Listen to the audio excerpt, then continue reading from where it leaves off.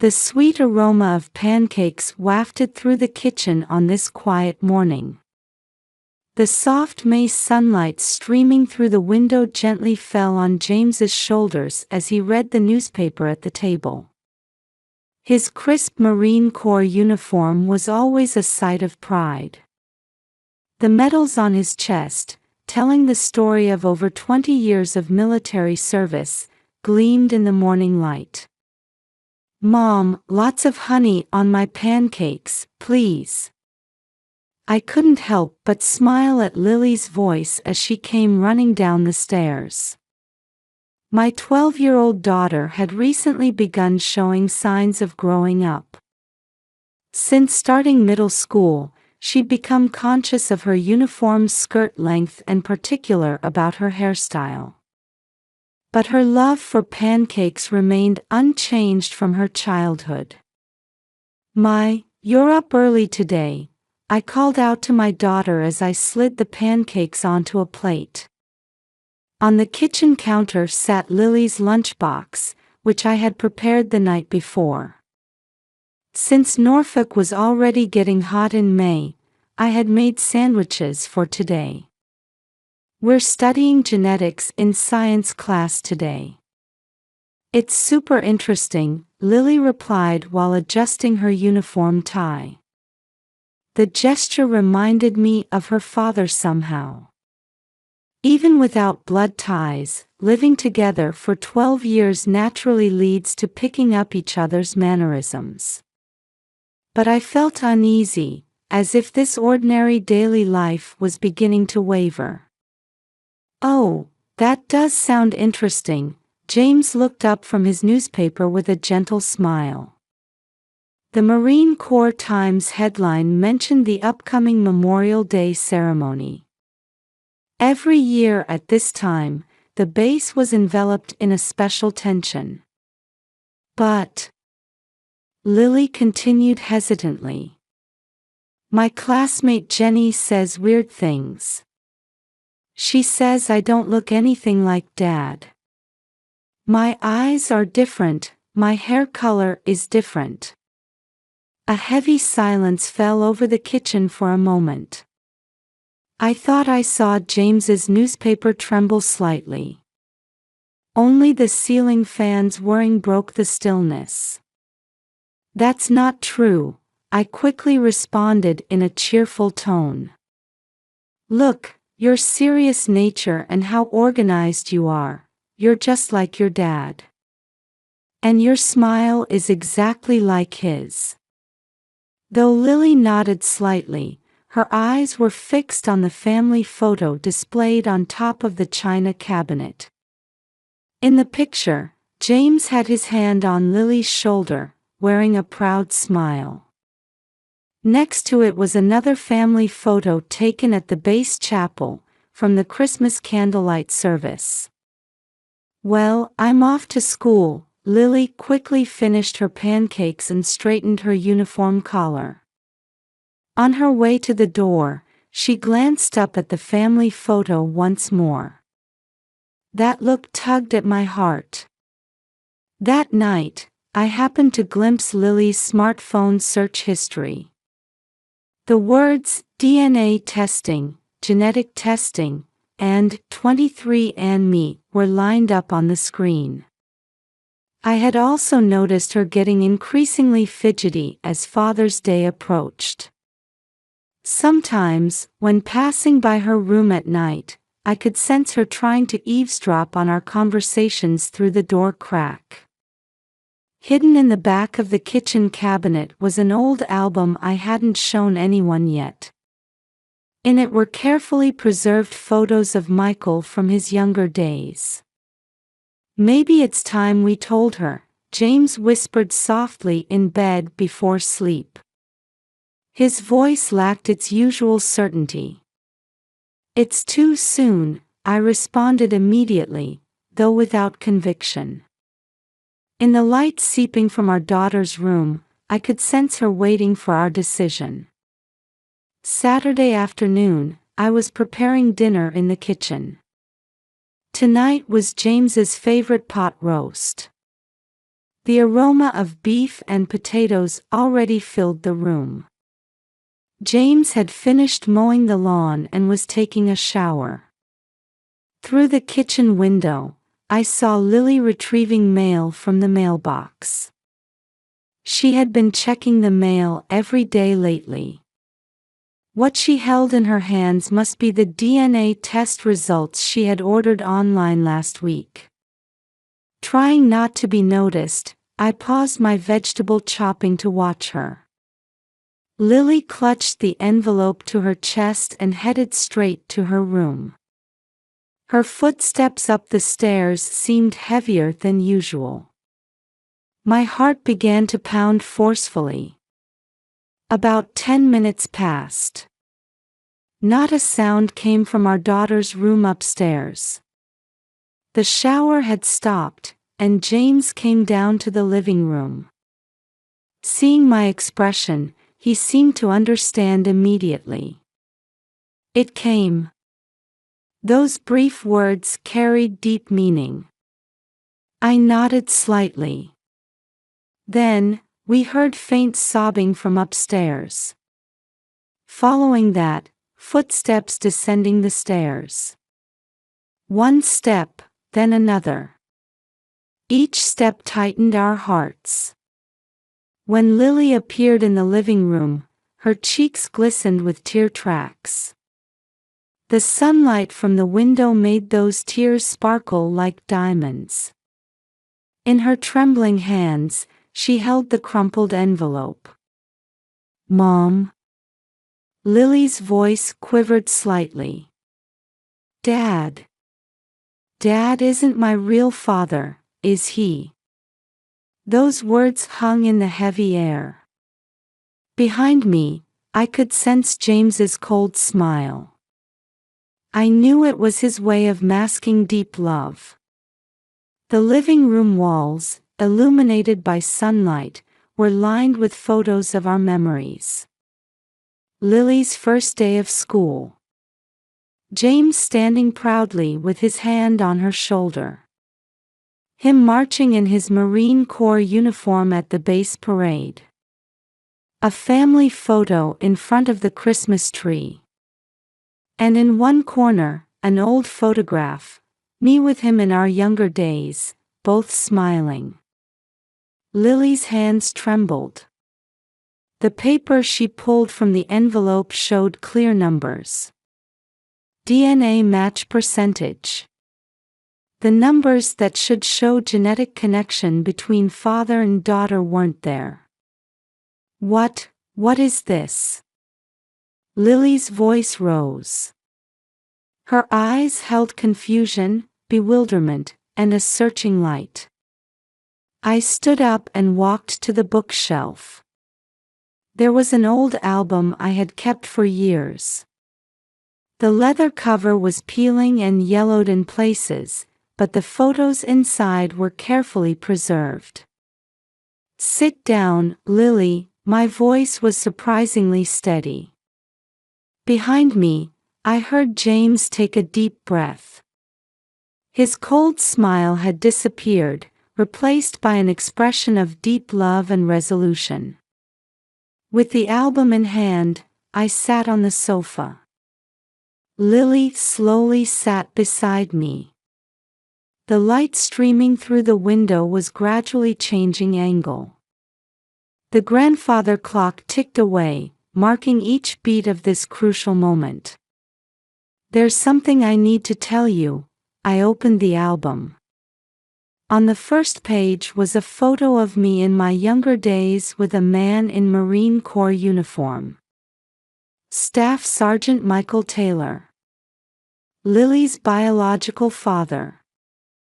The man who found eternal rest under Afghan skies that day. Outside, the roar of military aircraft returning to base echoed. It seemed like background music to the story about to be told. On the living room shelf, photos of two Marines, Michael and James, silently watched over the scene. One as a father connected by blood, the other as a father who had given love for 12 years. Shall we begin? At my words, Lily slowly nodded. Her hands were still trembling, but her eyes began to show strength to accept the truth. James stood watching over us from a slight distance. The sunlight gradually changed color, signaling the approach of dusk. The story about to be told would significantly change how our family existed. It was our family's story alone, where sadness and joy, despair and hope were intricately intertwined. As I turned the first page of the album, the summer sunlight of 1999 came flooding back. A small cafeteria within Naval Station, Norfolk.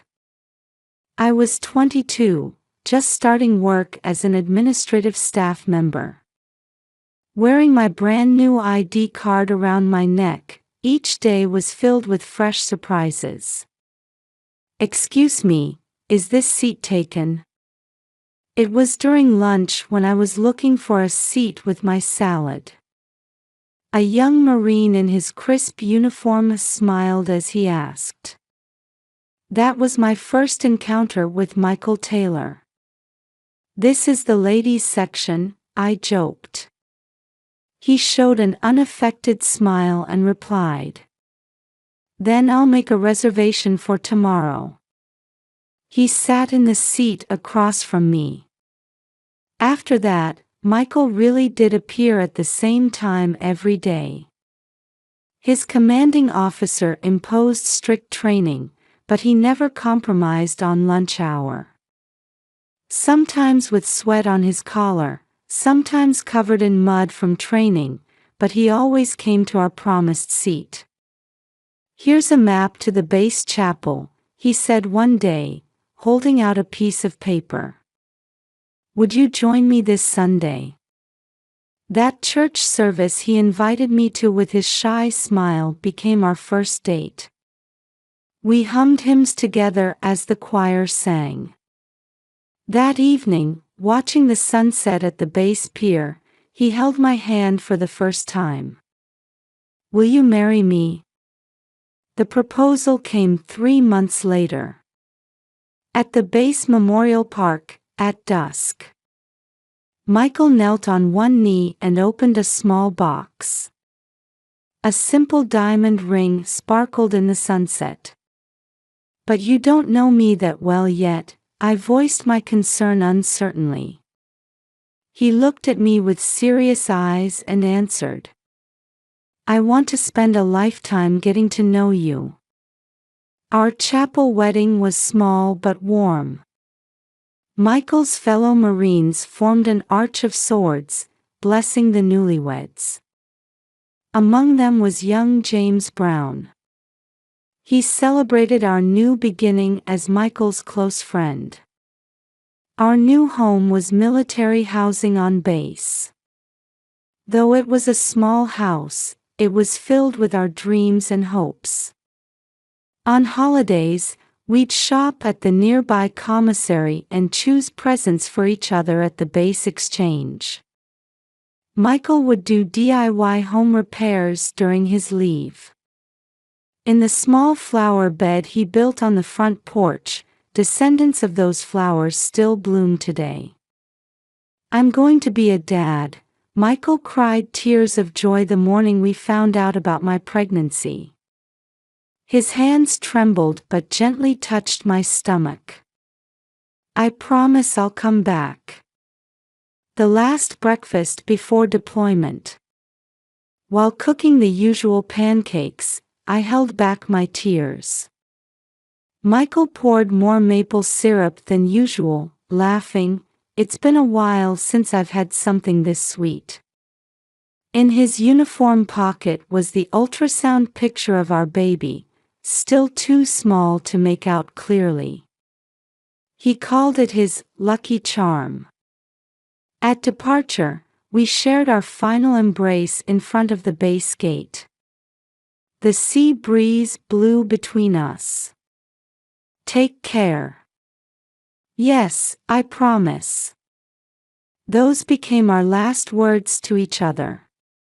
2 weeks later, in the morning, the doorbell rang, and 2 officers stood at the entrance. They removed their caps with solemn expressions. In that moment, I understood everything. We regret to inform you. The words after that faded into the mist. The funeral was held in the same chapel as our wedding. Instead of an arch of swords, a flag-draped coffin lay before the altar. James stood beside me. As Michael's best friend, he supported me until the end. At Michael's grave in the military cemetery, he made a quiet vow. I promise. I'll protect this family for both of us. From that day on, James visited every week. Sometimes he cooked, sometimes he was just there to talk. And above all, he cared for the baby growing in my womb as Michael would have. Because it's Michael's child, it's my family too. The day Lily was born, James was the first to rush to the hospital. As he held the tiny baby, there was clear determination in his eyes. Please be her real father, I told him when Lily turned 1. After a long silence, James quietly nodded. I will be this child's father for life. Lily's tiny hand firmly gripped her new daddy's finger. It was the beginning of a new family. The last page of the album contains a photo from that day. A family picture taken with Michael's memorial photo in the background. Past, present, and future captured in a single photograph. As the evening light painted the room red, I closed the last page of the old album. Traces of tears still glistened on Lily's cheeks. James stood by the window, gazing toward the base. May I speak? Breaking the silence was, surprisingly, James. He turned from the window and slowly walked to the sofa. Though not in uniform, his bearing still carried the dignity of a Marine Corps Master Gunnery Sergeant. Michael was my best friend and fellow Marine. James's voice was filled with deep remembrance. That day, he called me and said, if anything happens to me, please take care of Amy and Lily. Lily caught her breath. There lay 25 years of memories of the man who became her father. We were in the same unit, went through the same training. We played baseball on leave days, sometimes argued. But he was always one step ahead of me.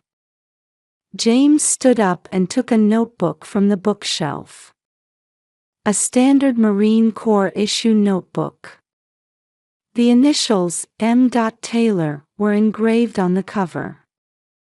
This is his service diary. On the last page, there's a message for you both. Opening the notebook revealed Michael's elegant handwriting. To my beloved wife Amy. If you're reading this letter, it means I couldn't keep my promise. I'm so sorry I won't be able to see our baby's face. But this is my duty and pride as a Marine. To my unborn child. Dad loved you from the bottom of his heart. The emotion I felt seeing your ultrasound picture will stay with me forever. Even if I can't meet you in this world, my soul will watch over you eternally. To James. My friend, this is my final request. Please protect them. I know you'll make a wonderful father. Lily's hands trembled. Unlike when she gripped the DNA test results, this was a trembling born of deep emotion. Actually, James continued. At first, I hesitated. I wondered if I was worthy of carrying on Michael's will. He stood by the window, gazing toward the base illuminated by the sunset. But everything changed when Lily was born. The moment I held that tiny life, I knew this was my mission. James's voice quivered slightly. I still remember the first time you called me Daddy. It was the day before your second birthday. When I gave you the toy car present, you smiled brightly and said, "Thank you, Daddy." Tears welled up in Lily's eyes again. You were always there, when I fell at field day, at my middle school entrance ceremony, I quietly added. For 12 years, without missing a day, you made pancakes every morning. That's... James smiled somewhat sheepishly. I continued Michael's favorite morning routine. I wanted to preserve something of his memory. James stood up and walked to the two photos on the wall. One of young Michael, the other of himself now. Both in Marine Corps uniforms. Having two fathers is nothing to be ashamed of. Rather, it's something to be proud of. James's voice carried strong conviction. One father gave his life protecting our country and gave you life.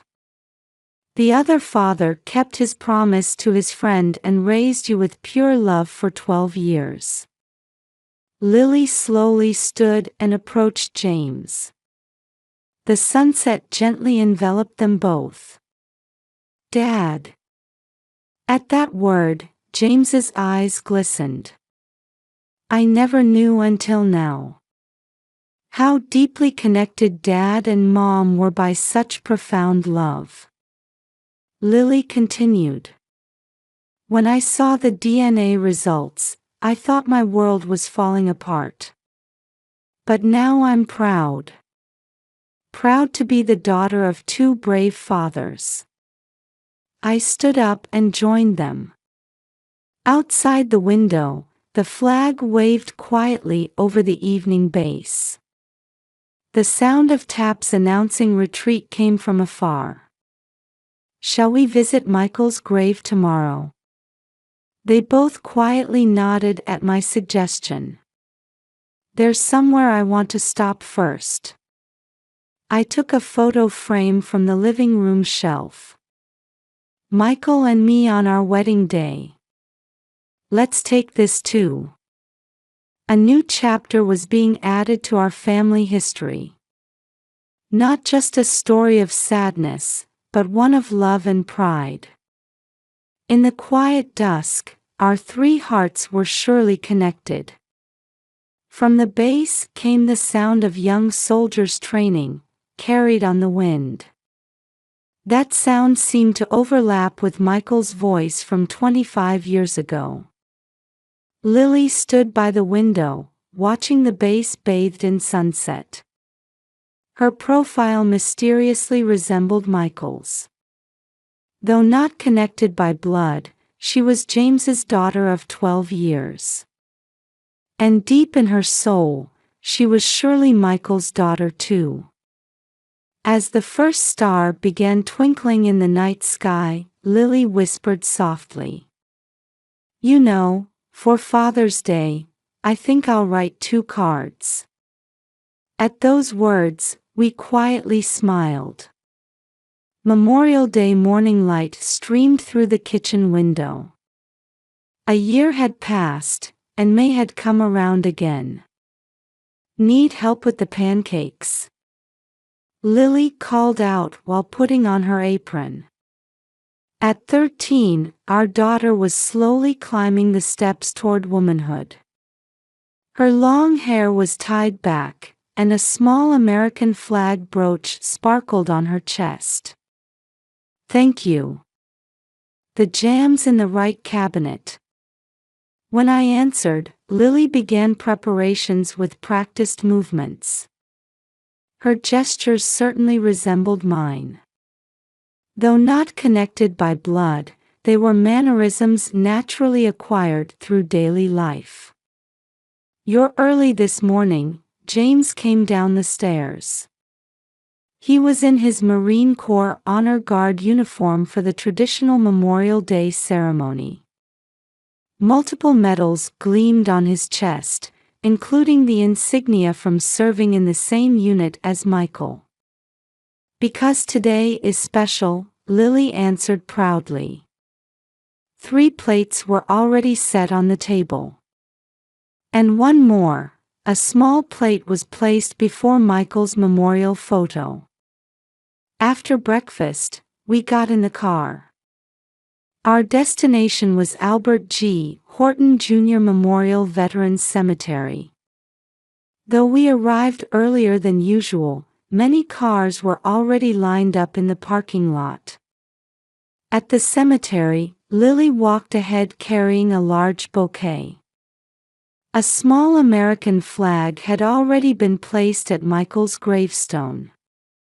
Base volunteers had set them up before dawn as a tribute to Gold Star families.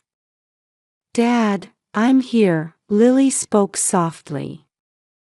"The same place as last year." But her voice carried a different strength than it did last year. "You know, something really wonderful happened at school last week."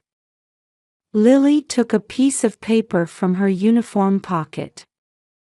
It was her speech contest manuscript from middle school. "My family," Lily began reading. "I have 2 fathers. One was a Marine who gave his life for our country. The other, also a Marine, raised me carrying on that will." The morning sun illuminated the gravestone, casting long shadows. "My biological father died in battle before I was born. But his courage and love live on in me today. And my other father, he raised me as his own daughter, keeping a promise to his friend and out of pure love." Lily's voice trembled slightly. "Blood ties are just one form of family bonds. When I learned the truth, I was confused for a while. But now I'm proud. Proud to have 2 brave fathers. And proud to have a mother who loved them both." The speech continued. "My family's story isn't just about DNA. It's a story of love, courage, and faithfulness. The Marine Corps motto, Semper Fidelis, is the very essence of how my family lives." When she finished reading, quiet applause could be heard. Looking back, we saw that many military families had gathered around us. Among them were some of Michael's former comrades. "This speech won first place," Lily said somewhat shyly. Then she placed the trophy in front of the gravestone. "This is for you, Dad." James's eyes glistened slightly.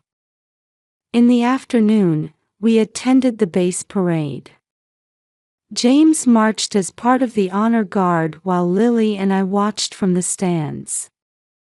"Mom," Lily said in a small voice. "I've decided. I want to become a Navy nurse. To care for those wounded in battle." Behind that decision surely lay her thoughts of both fathers. At dusk, we had a small barbecue in our yard. Similar scenes could be seen throughout the base housing area. It had become a Memorial Day tradition. A new family album lay on the table. The cover read, "Our Family, Past, Present, and Future." The first page showed young Michael and me, followed by photos from when I married James. With each turn of the page, Lily's growth and our new family's history unfolded. "Oh, a shooting star!" Lily called out as she gazed at the night sky. "I made 3 wishes. One for each of my dads, and one for Mom." Moths gathered around the porch light. In the old flower bed Michael had built, early summer flowers bloomed gloriously. Beside them, new seedlings James had planted this year were beginning to grow. 2 photographs sat side by side on the living room shelf. Michael and James. The evening sun cast strangely similar colors on both their photos. "Dad and Dad look alike, don't they?" Lily suddenly said. "They have the same smile." Indeed, both photos showed the same warm smile. It was that special smile reserved for thinking about family. An expression that showed a connection of souls transcending blood ties. The night deepened. From the base came the sound of taps announcing lights out. Lily had already gone to sleep. On the table lay her unfinished Father's Day cards. 2 cards, one for her dad in heaven, one for her dad on earth. "Can't sleep." James gently placed his hand on my shoulder. "Just feeling too blessed," I answered. Outside the window, the early summer breeze gently swayed the garden flowers. It seemed to herald the arrival of a new season. "Semper Fidelis," James whispered softly. Those words resonated like an eternal pledge to our family.